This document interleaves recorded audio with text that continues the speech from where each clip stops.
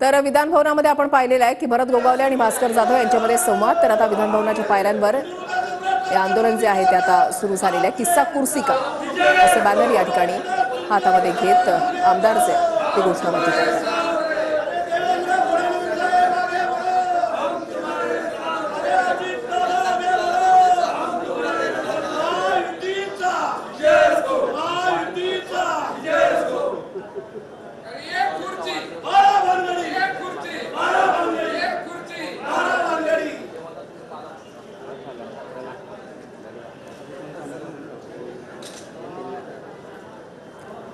महायुतीचे आमदार जे आहेत ते या ठिकाणी आक्रमक झालेले आहेत आणि विधान भवनाच्या पायऱ्यांवर अशा पद्धतीने बॅनर हातामध्ये घेऊन त्यांच्याकडून घोषणाबाजी जी आहे ती केली जाते। किस्सा कुर्सी का असं म्हणत या ठिकाणी महाविकास आघाडीला टोला लगावण्यात आलेला आहे आणि महाविकास आघाडीच्या विरोधात या ठिकाणी घोषणाबाजी जी आहे ती शिंदे गटाच्या आमदारांकडून केली जाते। शिंदे गटाच्या आमदारांकडून ठाकरेंच्या विरोधात घोषणाबाजी या ठिकाणी करण्यात आली आहे आणि हा बॅनर जो आहे तो हातामध्ये घेऊन विधान भवनाच्या पायऱ्यांवरच ही घोषणाबाजी केली जाते।